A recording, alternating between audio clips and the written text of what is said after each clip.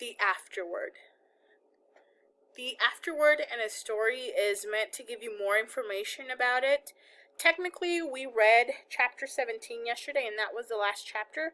This gives you a little bit more information about events that happen in the story or some of the characters.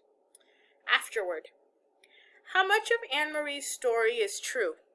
I know I will be asked that. Let me try to tell you here, where facts end and fiction begins. Anne-Marie Johansen is a child of my imagination, though she grew there from the stories told to me by my friend Annalise Platt, to whom this book is dedicated, who was herself a child in Copenhagen during the long years of the German occupation. I had always been fascinated and moved by Annalise's description, not only of the personal deprivation that her family and their neighbors suffered during those years, and the sacrifices they made, but even more, by the greater picture she drew for me of the courage and integrity of the Danish people, under the leadership of the king they loved so much, Christian X. So I created little Anne-Marie and her family and set them down in a Copenhagen apartment, on a street where I have walked myself, and imagine their life there against the real events of 1943. Denmark surrendered to Germany in 1940. It is true, and it was true for the reasons that Papa explained to Anne-Marie. The country was small and undefeated, with no army of any size. The people would have been destroyed had they tried to defend themselves against the huge German forces. So, surely with great sorrow, King Christian surrendered, and overnight the soldiers moved in. From then on, for 5 years, they occupied the country. Visible on almost every street corner, always armed, and spit-shined, they controlled the newspapers, the rail system, the government, schools, and hospitals, and the day-to-day existence of the Danish people. But they never controlled King Christian. It is true that he rode alone on his horse from the palace every morning, unguarded, and greeted his people, and though it seems so charming as to be a flight of author's fancy, the story that Papa told Anne-Marie of the soldier who asked the Danish teenager, "Who is that man?" That story is recorded in one of the documents that still remain from that time. It is true, too, that in August 1943, the Danes sank their own entire navy in Copenhagen harbor as the Germans approached to take over the ships for their own use. My friend Annalise remembers it, and many who were children at that time would have been awakened, as little Kirsty was, by the explosions and the fiercely lighted sky as the ships burned.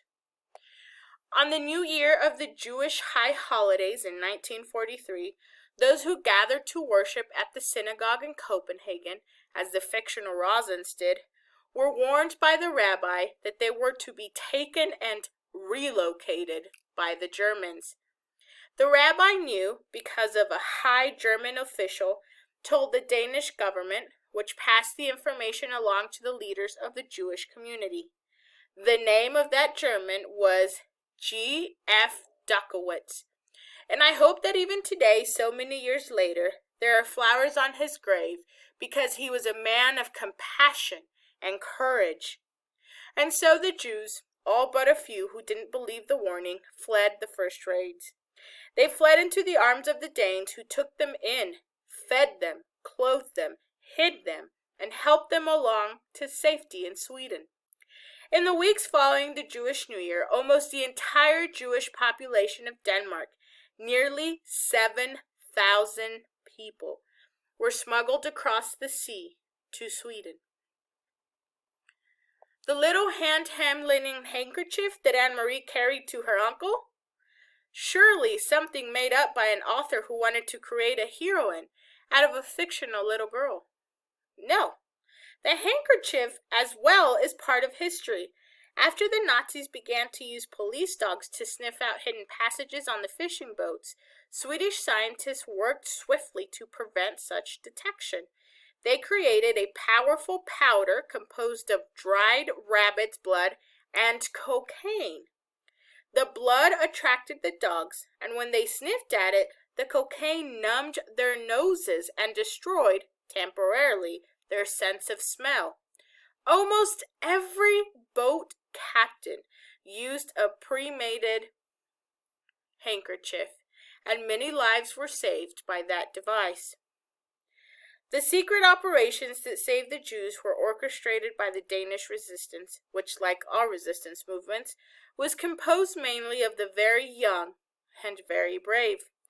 Peter Nielsen, though he is fictional, represents those courageous and idealistic young people, so many of who died at the hands of the enemy. In reading of the resistance leaders in Denmark, I came across an account of a young man named Kim Maltbrun, who was eventually captured and executed by the Nazis when he was only 21 years old. I read his story as I had read many others, turning the pages, skimming here and there, this sabotage, that tactic, this capture, that escape.